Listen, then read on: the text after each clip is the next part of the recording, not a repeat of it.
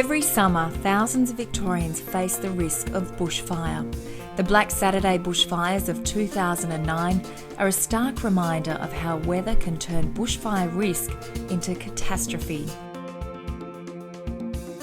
Avoiding catastrophic outcomes like those of 2009 is the challenge facing the fire services every fire season. Sunday, February 9th of 2014 was no exception. Forecast to be a day of extreme bushfire risk, residents were advised to expect similar conditions to those of Black Saturday. Hot, dry, windy conditions, a warm evening the night before, falling trees from strong northerly winds, and a number of smaller fires in the days preceding heightened the anxiety for residents and authorities alike. Briefings were held, systems reviewed, and vehicles checked as members prepared for whatever this day might bring.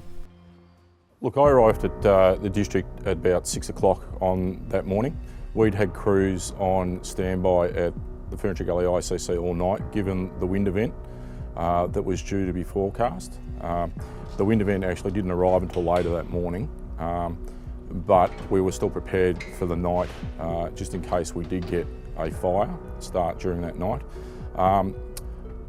In regards to preparedness, again, we had our brigades ready, we had our groups ready very early in the morning for rapid deployment to wherever we need.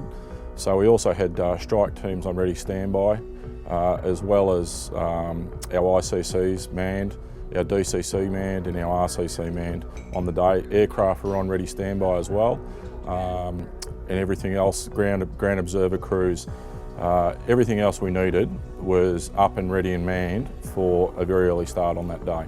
I'd personally been to a couple of briefings during the week at the ICC at Werriyallock on the potential for the coming weekend. The group itself had a briefing meeting the previous Wednesday night to prepare the whole group, and at that meeting it was decided that yes, this potentially was not as bad as Black Saturday, but could actually be very, very bad.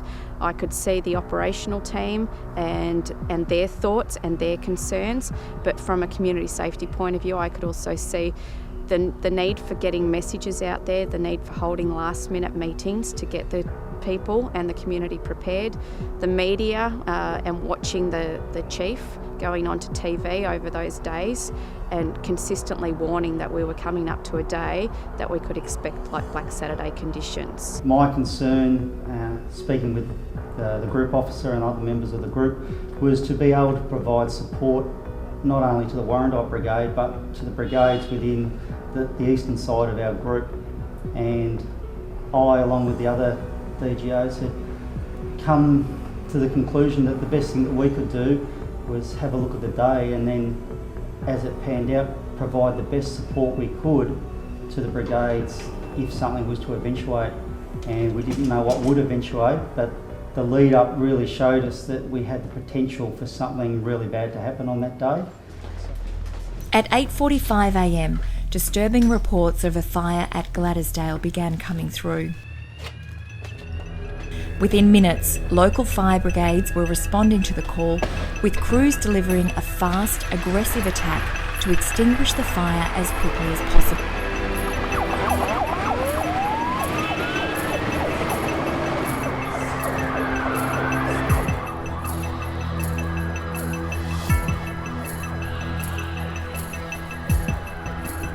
Local incident management teams anxiously awaited field assessments of the fire. This was going to be the first test of the skills and response of District 13 at the start of what would likely become a very long day. This was a very, very early fire call, about 20 minutes past 8 in the morning when the first calls came in about the fire. For a start, we thought very, very early, but obviously we had our brigades already on standby and a very, very quick response initially went into that fire. As soon as the call came from the fire ground of make tankers 5 and then the rapid escalation from there, there was an automatic action from my behalf to ensure that the resources were deployed to the fire ground and also to seek what the transfer control actions would be to make sure that the control of the fire is being managed properly. So along with that, there was also the aircraft deployment to ensure that we hit it as hard as we could, as fast as we could, to try and stop it from getting too big, as well as the dissemination of the early community warnings out to the properties and the communities that were in the direct line of fire. And once transfer of control happened, those functions were then undertaken within the ICC and the overall management of the fire occurred from the ICC.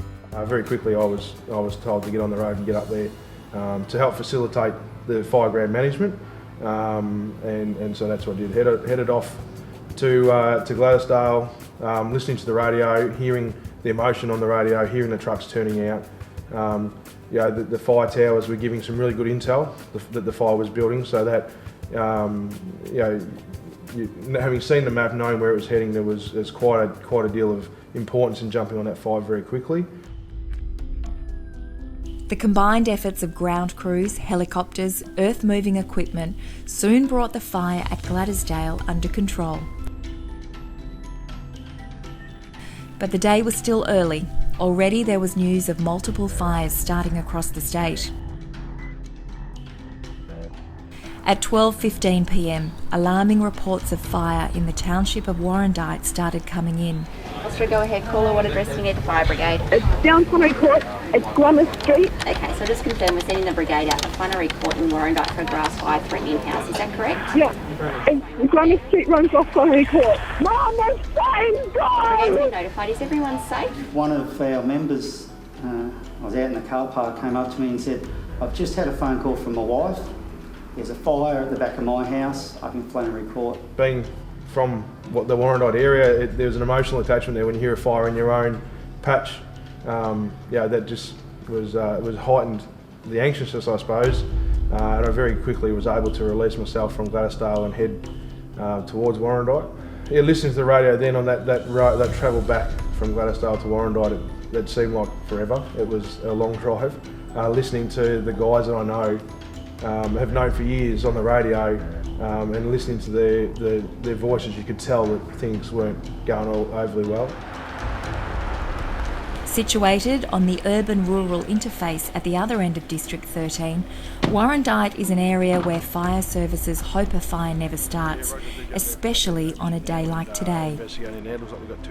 With the potential for catastrophic impact from loss of life and property, a fire in Warrandyte could have had a far-reaching impact on this close-knit community, just as it did in the fires of 1962. Warrandyte, make tankers 10 from Warrandyte Captain. Roger, Warrandyte tanker, Ops Officer Kennedy, they've got flames impinging on multiple houses. They've got residents reported trapped inside 2 houses. They're requiring an additional 10 tankers and ambulance to stand by at Seaway Police. Roger, Ops Officer Kennedy from Warrandyte Tanker, they've just called Make Tankers 10. Roger, North Warrandyte Tanker from Warrandyte Tanker, code 1, thanks, we've got flames impinging on multiple houses. Mercy, can we have police respond to direct traffic control to this incident? Tyndall's Road. Striking with a 1334 and to Grasslands Road, fire Tyndall's Road. Code 1. Visual Rankin with a red flag warning for imminent wind change for that fire in Warrandyte. Could you please pass that on to the crew? Grasslands fire, not yet under control, and we've got a house under threat. The fireground, tactical aircraft have been requested. We're just trying to get them in the air as soon as we can. Running in an easterly direction towards Tyndall's Road, and we're going to have a number of properties under threat again. Top 1 Kitty there. Can we have a FOV respond to this location and confirm the wind change has hit and fire travelling in an easterly direction? The Warrandyte fire, quite clearly, because we had a number of resources already at the Gladysdale fire, my first initial impression of the Warrandyte fire was this is not where I need a fire. Quite clearly, it's an area that could have significant impact on a lot of the interface properties and the like, and certainly the early reports we were getting is that's what exactly was happening. So we actually lost a home very early in the fire. I was then notified of a wind change coming through fairly quickly, so red flag warnings out to resources on the fire ground to advise them of a potential wind change that was going to occur. We were struggling for aircraft, so there were some fairly significant concerns about trying to pull this fire up before we lost too many homes. There's all these things going through your head. What's happening? What are we to do? How do we get the information to everyone? What we found is that what people needed to do, they did. If you can make your way down to Flannery and catch up with Warrandyte Pumper, they're on short water supply and we've got nothing left in the mains. Roger that. Just confirming that was at the end of Flannery Court and catch up with Warrandyte Pumper. That's affirmative. Water on!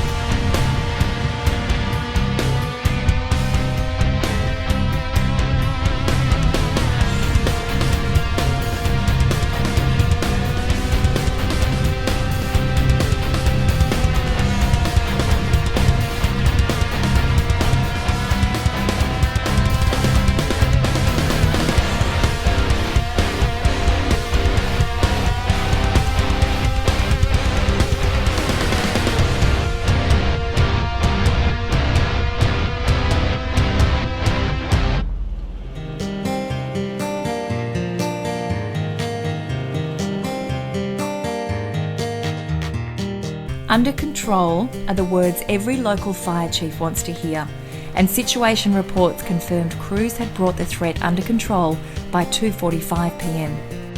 A sense of mixed emotions settled across the district, the disappointment at the loss of 3 homes, but an overwhelming sense of relief that there had been no loss of life in such a heavily populated area. February 9th was a day that District 13 fire crews and communities tested their readiness and response capability. The outcome is testament to the discipline and commitment of brigade personnel in response to the bushfire risk faced by thousands of Victorians every summer. Oh, look, I think for the fire itself in Warrandyte, I think what it's shown me is our crews, our groups, our brigades, they're all really well prepared for the firefight of the day.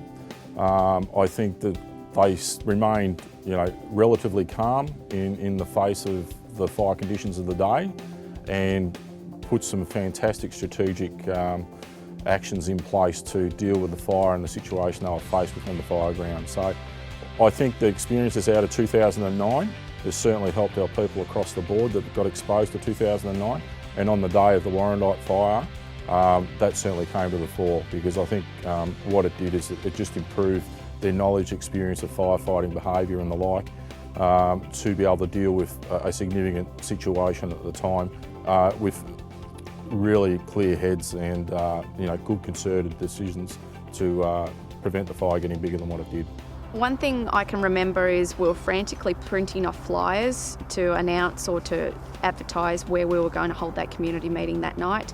It was going to be held up at one of the local schools, and that was a problem in itself. Where in Warrandyte do you hold a community meeting that you're not going to bring people into risk? Because even though we had the fire under control, it was not out. When we were handing out flyers, I had one of the staff members ringing me up saying, give me about 400, 500 flyers and I'll take them into the middle township. When she was walking through the township, she was on the phone to me saying there is not a single soul in town.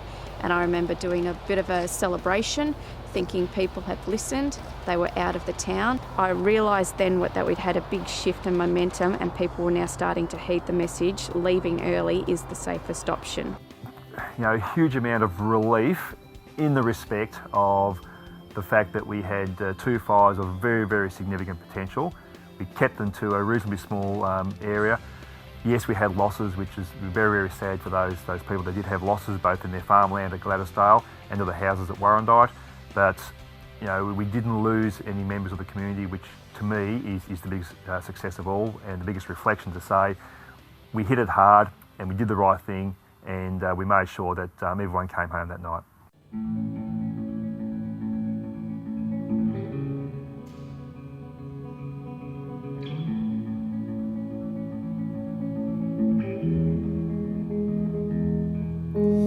My mother's wedding dress I never got to wear. My daddy's watch he one day would pass on. My grandfather's books all up in flames, never to return again.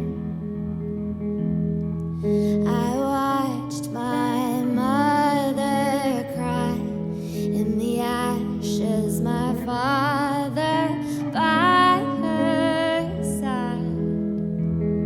And though they wept, for they could not understand it, I heard my mother whisper through her tears, "It is well with our souls, for our Father drew the line, and though she roared, well, she could not destroy. It is well with our souls, for our Father's in control, and the circle won't be broken, not this time."